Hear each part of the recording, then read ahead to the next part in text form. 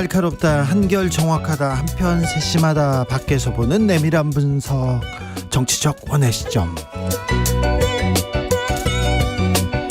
오늘의 정치권 상황 원회에서 더 정확하게 분석해드립니다. 이현주 전 국민의힘 의원, 어서 오세요. 네, 안녕하세요. 부드러운 카리스마 이현주입니다. 그리고 노영희 변호사입니다. 네, 노영입니다. 네, 단식 중이던 이재명 대표는 병원에 실려갔습니다. 검찰은 구속영장을 청구했네요.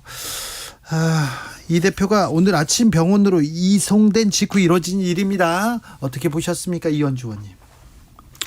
아니 뭐 예상은 했는데, 네. 그죠? 예, 예상했는데 글쎄 저는 너무 득달같이, 그죠? 네. 그런 감은 좀 있어요. 뭐 어차피 구속영장 청구를 검찰에서 할 거면 안 할 수는 없겠죠. 뭐 이번 주에 한다는 얘기가 그렇긴 있었어요. 한데 그래도 며칠이라도, 그러니까 뭐라고 해야 되지? 제가 볼 때는 아니 처벌할 게 있으면 하고, 수사할 게 있으면 하고, 구속할 게 있으면 하고, 그걸 뭐라고 하진 않죠. 근데 이 과정에서 쭉 보면 우리가 그래도 인간적으로 뭐라고 해야 되죠? 우리 한국 사람들 정서라는 게 있잖아요. 법에도 눈물이 있다, 네, 정서가 있다, 이런 얘기도 하잖아요. 아니 물론 뭐 그분들이 이재명 대표를 눈물로 보진 않겠죠. 그리고 그 부분에 대해서도, 단식에 대해서도 저는 여러 가지 의견이 있을 수 있다라고 네. 생각을 해요. 비판할 수도 있고. 그런데 어쨌든 이렇게 실려갔는데 한 2, 3일이라도 더 두고 보고 하지. 조금 이런 부분들은 옛날에 이러지 않았는데 왜 이렇게 정치가 이렇게 됐나, 이런 생각은 들어요. 노영희 변호사님. 사실 꼭 오늘 그 시간에 했어야만 되는가. 이거는 사실은 네가 하는 건 다 쇼다. 너는 꼼수를 부리고 있다. 그런 건 안 통한다. 이제 이걸 보여주려고 하는, 저는 일부러 메시지를 지금 그런 식으로 전달하는 거라고 생각해요. 지금 한동훈 장관이 하는 말이나 검찰이 하는 행동을 보면, 한동훈 장관 바로 또 폼을 열었습니다. 네, 그러니까 수사받는 피의자가 단식해서 자해한다고 어쩌고 이러잖아요. 네. 그러니까 그 얘기는 무슨 얘기냐면, 대한민국 제일 다수당의 대표를 사실은 협작권이나 잡범으로 표현을 하는 거예요. 말하자면. 네. 그러면서 폄훼를 하고, 특히 이재명 대표가 하는 그 메시지가 정말 아무짝에도 쓸모없는 억지다, 이런 얘기를 지금 본인이 이제 행동으로 사실은 보여주는 거거든요. 이렇게 되면 상대방이 어떠한 주장을 했는데 그 주장에 대해서는 전혀 언급하지 않고, 전혀 감안하지도 않고, 무조건 내 생각이 옳다, 너는 나쁜 놈이다, 이제 이 얘기를 국민을 향해서 외치는 건데, 이거는 법무부 장관으로서는 정말 잘못된 거다. 유감 표시 정도는 해야 되는 것 같은데 너무 잔인한 그런 상황인 것 같고요.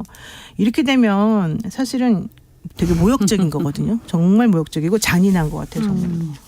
아니 뭐 저는 제가 보니까 되게 어리석은 것 같아요. 이렇게 해서 뭐 도움이 되나? 그런 생각이 들어요. 그리고 설사 있잖아요. 마음속으로 그렇게 생각해도 그 얘기 굳이 안 해도 돼요. 네. 그렇잖아요. 그냥 사실은 이게 정치라든가 리더들의 어떤 그 미덕 같은 게 있잖아요. 네. 그래서 이 자체, 예를 들어서 이 단식에 대해서 마음에 안 들 수도 있고 비판적으로 볼 수도 있어요. 네. 하지만 예를 들어서 이런 거 있잖아요. 우리가 장례식장 같은 경우에는 정말 사이가 안 좋은 사람이라도 가서 위로하잖아요. 네. 그죠? 그리고 경사에는 가서 축하도 하고, 네. 속으로 그렇게 축하 안 하고 위로 안 해도 겉으로는 그런 예의를 이렇게 표시를 한단 말이에요. 그래서 이게 저는 기본 어떤 관계가 완전히 깨졌구나. 정치에서의 도의라든가 이런 거. 그리고 예를 들어서요. 나중에 조금 지나가지고 며칠이라도 지난 다음에 영장을 청구를 했는데 막 이상하게 막 폐악질을 한다든지 이러면 그건 좀 다른 얘기겠지만 그건 아니잖아요. 그러니까 그리고 말을 이 얘기 왜 하는 건지 저는 모르겠어요. 이 얘기하면 검찰에 도움이 되나요? 그리고 여당에 도움이 되나요? 아니 정부에 도움이 되나요? 오히려 저는 말이죠. 그동안에 이제 우리 대한민국의 보수 세력이랄까요? 보수 정치인들의 어떤 뭐랄까 이미지?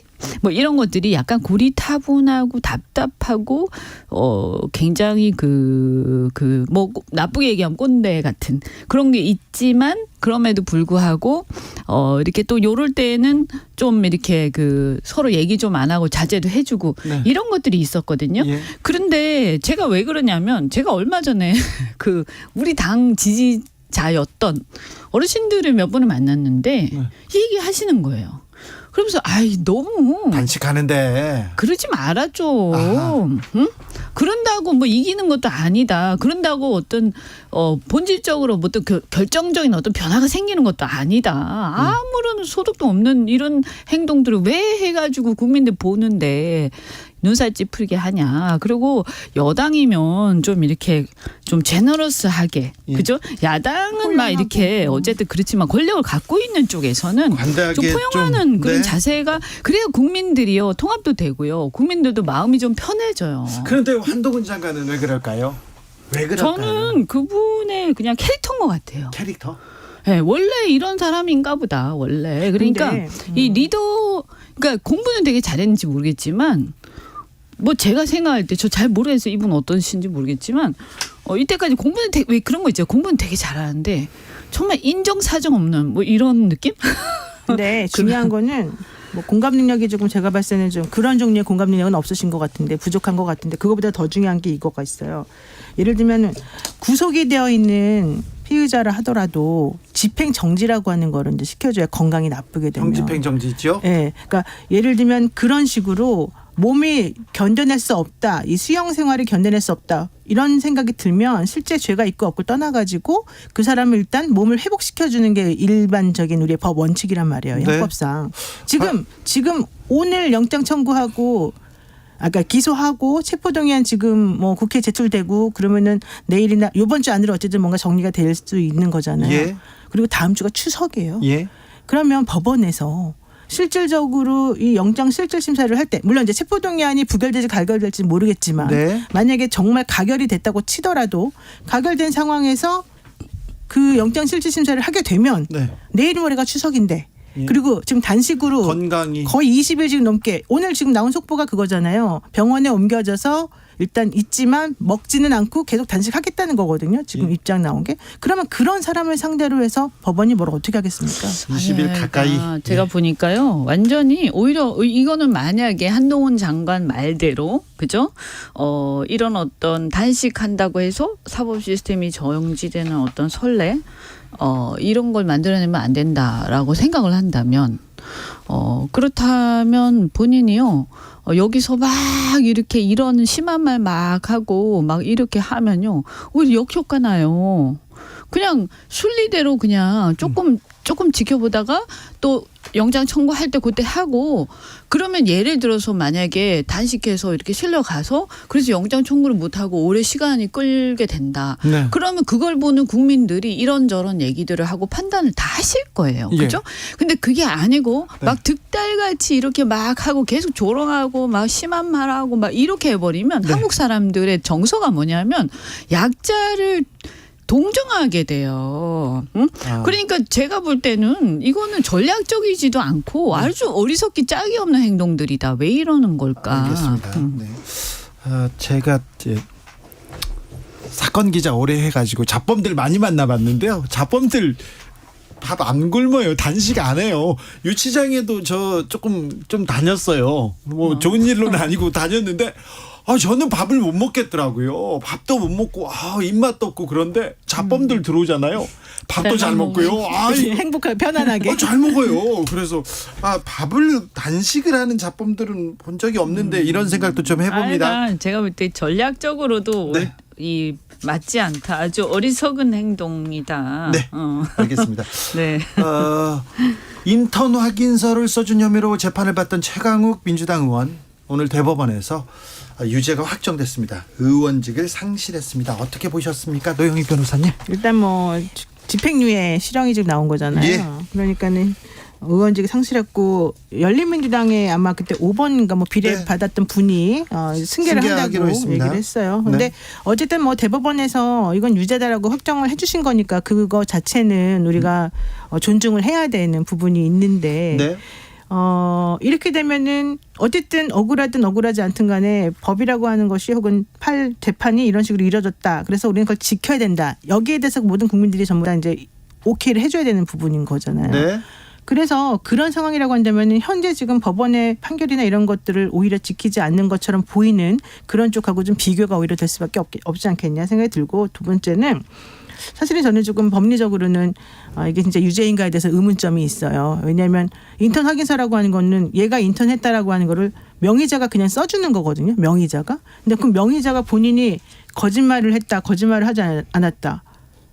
그게 좀 법리적으로 조금 이상하지 않아요? 내가 내 명의로 이 확인서 써줬으니까 그 명의 그 문서 자체는 진정한 문서예요. 문서는 진정한 거예요. 문서는 네. 진실인데 네. 인턴을 하지 않았기 때문에 허위다 이렇게 본 네, 거죠. 허위고 네. 그게 이제 뭐 결과적으로는 업무를 방해한 거죠. 그 대학의 네. 입시 업무와 관련해서. 그러니까 이제 실질적으로 정말 이렇게 문제가 있다 그러면은 여기 상응하는 이런 조치 처벌을 받아서 결국 의원직이 상실하는 게 맞긴 하지만 일단은 좀 유감스러운 부분이 있죠. 어쨌든 뭐 이 법원에서 판결이 나온 거고요. 그래서 이런 부분들을 엄격하게 처리하고 결국 예외 없이 처벌한다. 뭐 그것에 대해서는 저는 별 이견은 없어요. 네. 그런데 다만 이제 제가 봤을 때 국민들이 이런 네. 부분들에 대해서 문제 의식을 갖는 건 어떤 지점이냐 하면 네. 그래 좋아 뭐 그렇게 가는 게 바람직하지 사회가. 네. 그런데 상대편 그러니까 네 편한테만 그렇게 엄격하고 내 편한테는 관대하고 다 봐주고 전부 다 그냥 수사도 안 하고 막 그렇게 지나가면 그건 말이 안 되는 거죠. 그죠? 그래서 그렇죠. 그 제가 일일이 다 언급하지 않겠지만 네. 그거 철저하게 해야 되고요. 결국은요. 권력은 유한하잖아요. 제가 계속 말씀드리지만 네. 하게 됩니다. 예. 그러니까 이렇게 남한테 막 이렇게 자꾸 해코지하는 것만 좋아하지 말고 자기 자신을 돌아볼 필요가 있다. 네. 네. 최강욱 의원의 유죄 확정으로 네, 허숙정 의원이 의석을 승계하게 됩니다. 이균용 대법원장 후보자 인사청문회가 하루 앞으로 다가왔습니다. 청문회 어떻게 보고 계십니까, 의원님? 아이 뭐 의혹이 많아요. 그리고 재산과 아니 근데 관련된 진짜 의혹도 많고요. 이번에 이 인사는 정말 역대급이에요. 예. 역대급이에요. 아니 워낙 지금까지도 인사가 말이 많았지만 네. 이번에 이 세 분은 세트로 역대급이에요. 지금 대법원장 그리고 장관 후보자 3명입니다. 시대착오적이고요. 아, 그래요? 네. 그리고 왜 그러니까 MB 때 사람을 다시 쓰느냐 이 문제가 아니고 MB 때 그것도 굉장히 평판이 안 좋았던 결과가 안 좋았던 사람을 다시 쓰는 이유는 뭐냐 도대체. 왜 그럴까요? 네. 뭐 올드보이라는 것뿐만이 아니고요. 그 올드보이가 실패한 올드보이인 거예요. 근데 왜 쓰는 거지? 뭐지? 그러면 그 실패한 거에 대해서 뭔가 생각이 좀 있나? 다시 좀 한번 해봐라 이런 게 아닌 이상은 예를 들어서 블랙리스트 의혹, 예. 블랙리스트 절대로 있어서는 안 된다라고 생각하면 절대로 쓰면 안 되는 거죠 이번을. 그죠? 저는 기본적으로 이균용 후보자에 대해서는 좀 할 말이 조금 있는데 네. 예컨대 지금 대법원장은 유인촌. 국회에서 의결을 해줘야 되잖아요. 네. 근데 지금 민주당 국회의원이 훨씬 많은 상황에서는 의결을 안 해줄 게 뻔하거든요. 이 정도로 또 의혹이 많으면 네. 굉장히 좀 그러니까. 청문회가 순탄치 않아 보입니다. 그러니까 이분에 대해서 뭐라고 얘기를 하느냐면 대법원장 후보자인데 대법관 후보들보다도 자료 제출이 훨씬 부실하다. 이제 이런 얘기 해요. 아, 그래요? 예. 자, 그런데 왜 그래도 되냐? 이균용 후보자 입장에서는 물론 뭐 그분의 내면은 내가 잘 모르겠지만 어차피 나는 안 될 가능성이 많다라고 생각한다는 거예요. 아, 그래요? 그러면 굳이 내가 여러 가지 자료를 다 내면서 어차피 안 될 텐데 이런저런 자료를 내면서 내 무덤을 팔 필요는 없다라고 생각할 수도 있지 않겠느냐. 이제 개인적인 생각입니다. 이거는 저의 개인적인 생각. 근데 지금 법조계에서는 제가 그래서 판사님들하고도 좀 얘기를 해보고 또 다른 분들하고도 많이 얘기를 해봤는데 이분이 안 될 가능성이 높다라는 쪽에 좀 더 의견들이 많더라고요. 그러면 제가 봤을 때 이분 입장에서는 처음에 후보자로 지명됐을 때는 오히려 기분이 좋았을 수 있지만은 오히려 지금 상황에서 보자면은 이거는 나에게는 좀 재앙이다 이렇게 생각될 가능성이 좀 있고 그러려면 안 될 때를 대비해서 내가 너무 많은 정보를 공개하는 건 옳지 않다 생각할 수도 있을 것 같아요. 아예 그렇게 전략을 그렇게 들고 나온다고요? 그러니까 제가 만약에 개인적으로 제 그건. 개인적으로 그런 생각이고 개인적인- 제가 만약 이균영 후보자라면 저는 그렇게 할 것 같아요. 개인적인 지금 네. 노 변호사님 네, 학설입니다. 저의 그렇게 개인적인 분석입니다. 생각이에요. 예, 예. 아니 근데 왜 꼭 친분 있는 사람을 해야 돼? 그러니까 이게 지금 그렇죠.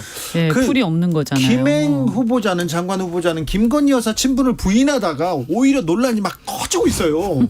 근데 친분은 좀 어쩔 수 없는 부분도 있을 것 같아요. 왜냐하면 내가 누구를 쓰려고 하는데 아무래도 아는 사람하고 알지 못한 사람하고 이제 둘이 같이 이름이 올라오면 아는 사람한테 좀 더 마음이 가는 거는 뭐 인지상정이거든요. 근데 거짓말하면 안 되는 거죠. 예컨대 내가 이 사람을 아는데 이 사람이 아주 엄청난 하자가 있다. 그러면 해주면 안 되는 거고 또 그 반대 입장에서도 내가 이 사람을 아는데 알아서 친분이 있어가지고 좀 날 잘 봐준 건가 이런 생각이 들 수 있을 때 나 모르는 사람이 이렇게 딱 거짓말하는 건 옳지 않다는 거죠. 아니 그러니까 원래는 이래야 되는 거죠. 국정을 맡아야 되겠다 이렇게 생각을 할 때 앞으로 국정을 맡는 과정에서 이거를 내 철학하고 잘 일치하는 사람 그리고 더 일을 잘할 그렇죠. 그런 사람 사람을 뽑아야죠. 이런 사람을 평소에 눈여겨보고 있다가 그건 사실 친분이라기보다는 일종의 인사의 철학이거든요. 근데 이제 문제는 뭐냐면 사람이 없어. 그리고 아무리 봐도 괜찮은 사람이 없는데 그리고 특히 그 친분이 있는 사람이 문제가 많단 말이에요. 그런데도 친분이 있다는 이유로 모르는 사람이지만 괜찮은 사람들이 많이 있는데도 불구하고 그걸 다 안 제끼고 되죠. 친분 안 있는 되죠. 사람을 쓴다. 이것은 인사권을 사사롭게 쓰는 거고요. 인사권을 사사롭게 쓰는 것은 사실 대통령의 권한은 국민들로부터 주권자로부터 위임을 받은 건데 네. 거기에 핵심이 뭐냐 인사권과 재정권이에요. 그렇죠. 그런데 이 인사권과 재정권을 사사롭게 쓴다. 네. 이것은 사실은 국민주권주의 위반이에요. 그렇죠. 그거 되게 원칙적인 말인데 이제 현실적으로 사실 그렇게 안 되는 경우가 많겠죠. 그러나 노력은 좀 해야 되는 거거든요. 내가 완벽하게 하지 정도 차이지, 못하더라도 정도의 문제죠. 바로 그거거든요. 근데 예를 들면 이런 게 있어요. 이균영 후보자가 세평 같은 거는 신경 쓰면 안 된다. 내지는 세평을 모아가지고 누구를 뭐 뽑고 안 뽑고 이렇게 하면 안 된다. 뭐 이런 취지의 말을 이제 한 걸 제가 기억을 하는데 사실 저한테도 세평이 많이 와요. 물어보러 A는 어떻고 B는 어떻고.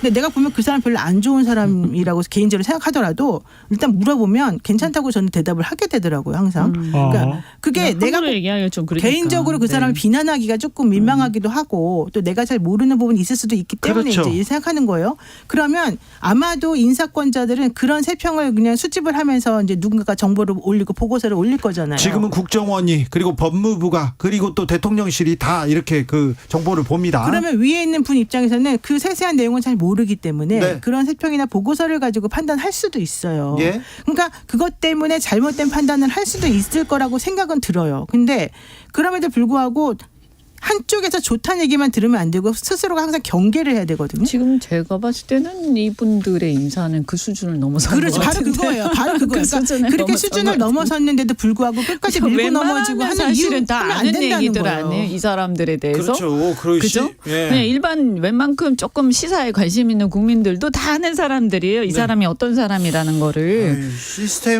시스템을 거쳐서 이렇게 모든 정보를 보고 판단했다면 괜찮을 텐데 그걸 정보를 취합했는지 이게 조금 의문된다 그렇게 지적하는 분들이 많아서요. 그리고 저는 여가부에 대해서는 한 말씀 드리고 싶은 게 네.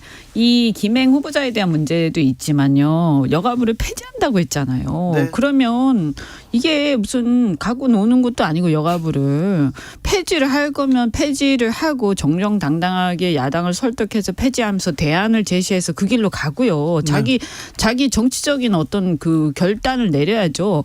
그리고 그것에 대한 책임을 지는 거예요. 정치인은요. 근데 그게 아니면요. 이러저러 해서 원래 폐지하려고 했는데 이거 아닌 것 같더라. 그래서 존치하기로 했다라고 해서 여가부한테 힘을 딱 실어줘서 제대로 일할 수 있게 해주든지. 지금 이거는요. 무슨 완전히 너덜너덜해졌는데 여기다가 사람을 자기 주변 사람을 이렇게 심어놓으면 그럼 어쩌자는 거예요 이게? 얼마나 모욕적이겠어. 저는 이 근데 여가부의 본인은 모욕적으로 공무원들이 생각하지 않는 것 같아요. 아유. 이거는 그러니까. 약간 논공행상처럼 자리 하나 지는 이게 형식인 거지. 여가부 공직자들 입장에서 한번 생각을 해보세요. 그리고 관련된 그 이해관계자들 입장에서 생각하면 이렇게 이거 자괴감 느끼고 이런 식으로 하면 공무원들이 어떻게 일을 합니까? 윤석열 대통령이 후보 시절에 능력만 보겠다. 그래서 30대 장관 많이 나올 것이다. 전문성 얘기도 있었던 것 변호사님 같아요. 그렇게 크게 웃으시면 안 돼요. 전문성 얘기도 있지 않았나요? 그죠? 전문성. 네. 야, 근데 그거 진짜 다 잊어버리고 있었어요. 변호사님 옐로 카드. 아니 근데 다 사람의 감정에 대해서 옐로 카드를 준 건 저는 처음인데. 네. 자, 아니 근데 다 잊어버리고 있었어. 그 지금 말씀하시니까 와, 진짜. 저는 진짜 그랬었지 네. 이렇게 생각이 되는 거예요. 아니 뭐그 원칙과도 같은 말인데. 아니 그게 아니에요. 진짜 그때 되게 강조를 해서 그냥 저에게 레드 카드를 주세요. 제가 웃음을 멈출 수가 없어요. 아니 그때 말이죠. 저도 기억이 나는데 그때 국정 운영 준비가 너무 안 돼 있는 거 아니냐. 네. 갑자기 검찰 평생 계시다가 그렇죠. 갑자기 대통령 그것도 어느 부서의 장관도 아니고 대통령 국정을 통할해야 되는 그게 가능한 얘기냐. 저는 무슨 얘기까지 했었냐면 아니 이제 신입 사원한테 CEO 시키면 그 제대로 결제나 되냐 이런 얘기를 제가 한 적이 있었는데 네. 그러니까 그렇게 막 사람들이 걱정하고 비판하고 하니까 그때 나온 얘기가 내가 사람을 잘 쓰면 된다. 그렇죠. 전두환 대통령도 사람을 잘 써서 자기는 별로 국정을 아는 게 별로 없었어도 그때 잘했다 뭐 어쩌다 막 이런 얘기를 막 하면서 그래서 전문성 있는 사람 인재를 골고루 등용하면서 젊은 사람도 많이 쓰고 뭐 그래서 아주 원칙적인 얘기지만 그것을 상당히 막 강조해서 얘기를 했어요. 그렇죠. 그래서 사람들이 네. 아니 뭐 그걸 또 굳이 아니, 그럼- 이거 거짓말이야라고 생각할 필요까지는 없잖아요. 그냥 얘기하면 있는 그대로 사람들이 받아들이는 거 아니에요. 네, 네. 잘 모를 때는. 네. 그러니까 그때 그렇게 생각하고 그 문제점에 대해서 넘어갔던 기억이 나요. 네.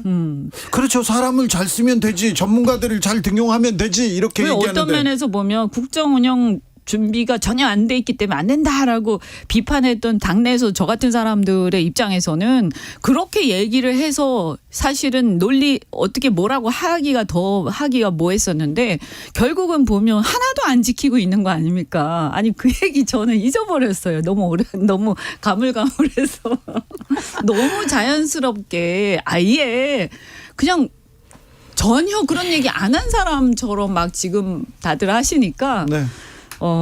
참 그냥 뭐라고 말을 할 말이 없네요. 저는 그 인사를 볼 때마다 차라리 검사 출신을 쓰시지 그런 얘기를 조금 생각을 하게 됩니다. 근데 용산 차출론 계속 나오네요. 용산에서 많이 나온답니까 총선에? 아니 잠깐만 저 이건 좀 안 그래도 물어보고 싶었는데요. 지금 뭐 대통령실에서 부인한다는 거였었잖아요. 지금 얘기가. 네. 근데 아닌 것 같아요. 왜냐하면 9월 14일 날 연합뉴스에서 보도가 하나 나와요. 기사가 여당에서 대통령실에 총선 차출 요청했더니 네. 윤 대통령이 얼마든지 네, 흔쾌히. 근데 왜 시작했다. 또 아니라 그래요?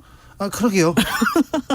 이철규 사무총장이 그런 적 없다 이렇게 해서 진화를 했는데 어쨌든 용산에서는 몇 월 달에 그만두느냐를 가지고 서로 논의들이 있대요. 그러니까요. 네, 뭐 네. 이진복, 주진우 그런 사람들 이름이 네, 많이 네, 다 나온다면서요. 나와요, 이름이. 그렇다면서요. 아니 그러니까 결국 뭐냐면 이런 거예요. 내가 어떤 조직에 몸을 담고 있다가 네.